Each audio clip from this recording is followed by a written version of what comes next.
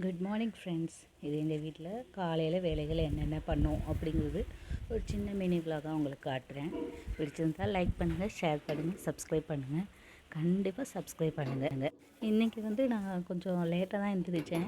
அம்மாவாக தான் ஃபஸ்ட்டு எழுந்திரிச்சு கோலம்லாம் போட்டுருந்தாங்க. வந்து பார்த்தேன், அம்மா கோலம் போட்டிருந்தாங்க. ஆக்சுவலாக எனக்கு கோலம் போட தெரியாது, லைட்டாக தான் போடுவேன். இதுதான் எங்கள் ரோடு. எதிர்த்தாப்பில் பார்த்திங்கன்னா நல்ல கிரவுண்டு, எதிர்த்தாப்புலேயே ஒரு ஐயனார் கோயில் இருக்கும். நல்ல ஒரு பாசிட்டிவ் வைப்பு மார்னிங்லேயே நல்லா சூப்பராக இருக்கும். வெளியில் வந்திங்கன்னா நல்லா அமைதியாக இருக்குங்க. ரொம்ப சைலண்ட்டாக இருக்கும். வெறும் குருவிங்க சத்தம் இதுதான் கேட்கும். இது வீட்டுக்குள்ளே கொல்லை பக்கம் தோட்டம் வச்சுருக்கோம். ஸோ தோட்டத்தில் போய் அங்கிட்டு போய் பார்த்தா அந்த தென்னை மரத்தில் தேங்காய் இருக்குல்ல, அது எதுவும் விழுந்து கிடக்கும். அதுக்காகவே போய் என்ன ஏதுன்ட்டு போய் பின்னாடி பார்ப்போம் எப்பயுமே. அப்புறம் நிறைய குருவிங்க, மயிலெல்லாம் இருக்கும். மேலே மயில் நின்றுக்கிட்டு இருக்கும். ஸோ இன்றைக்கி போய் பார்த்தேன், ஒரு மயிலும் இல்லை. சரி அப்படின்ட்டு கொஞ்ச நேரம் மேலே சுற்றி பார்த்துட்டு அப்படியே ரிட்டர்ன் வந்துட்டோம், வீட்டுக்குள்ளே வந்துட்டோம். அப்புறம் என்ன மார்னிங் எழுந்திரிச்சோன்னே காஃபி தான் போடுவோம். வீட்டை சும்மா ஒரு சுற்றி உங்களுக்கு காட்டலான்னு காட்டுறேன். அப்புறம் அம்மா மார்கழி மாதம் இல்லையா, காலையிலேயே விளக்கேற்றி பிரம்ம முகூர்த்தத்தில் விளக்கேற்றி வச்சுருவாங்க எப்பயுமே. அம்மா எழுந்திரிச்சு இது தம்பியோட பர்த்டேக்காக பலூன்லாம் கட்டி விட்டுருந்தோமா, அது கிடக்கு. இதான் என் பையன் சாய் தனிஷ் விளையாடிக்கிட்டு இருக்காரு. பால் காய்ச்சிக்கிட்டு இருக்கேன்.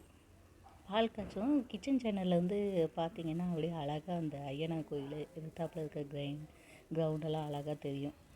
அதை ஒரு வியூவாக உங்களுக்கு காட்டுறேன். எங்கள் வீட்டில் நாங்கள் தம்பிக்கு ஹிமாலயா க்விஸ்டான்னு அதுதான் கொடுப்போம். அம்மா காஃபி குடிப்பாங்க.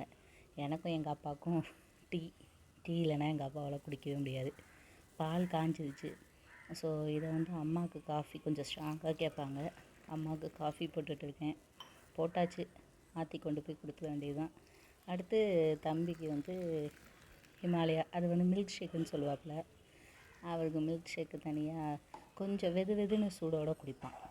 அது ஒன்றும் பிரச்சனை இல்லை. கொஞ்சம் சூடோடு வெதுன்னு குடிச்சிடுவான் எப்படியும். அப்புறம் நானே எங்கள் அப்பாவுக்கும் டீ போய் போட்டு குடிச்சிட்டு கொஞ்சம் நேரம் கழிச்சு தான் டிஃபன் வேலையை பார்க்கணும். டீ கொதிச்சிருச்சு. 2 கிளாஸ் தான் டீ எடுத்துகிட்டு போய் குடிக்க போகிறேன். அப்புறம் மார்னிங் சாப்பாடுக்கு ஒரு சிம்பிளாக ஒரு சட்னி, தக்காளி வெங்காயம் பச்சை மிளகா தேங்காய் எல்லாமே வதக்கி ஆற வச்சுட்டு மிக்ஸியில் போட்டு எடுத்தா சட்னி ரெடி. தோசை, இன்றைக்கி தோசை தான் காலையில் பிரேக்ஃபாஸ்ட்டு. என் பையனுக்கு இட்லியோட தோசைனா பிடிக்கும். தோசைனா சாப்பிட்ருவான். அதான் தோசை ஊற்றி அம்மாவுக்கு அப்பாவுக்கு தம்பிக்கு 3 பேருக்கும் கொடுத்துட்டா, எனக்கு நைட்டு இட்லி கொஞ்சம் மிச்சம் இருந்துச்சு. அதை இட்லி உப்புமா செஞ்சு சாப்பிட்டுக்கலான்னு விட்டுட்டேன் நான்.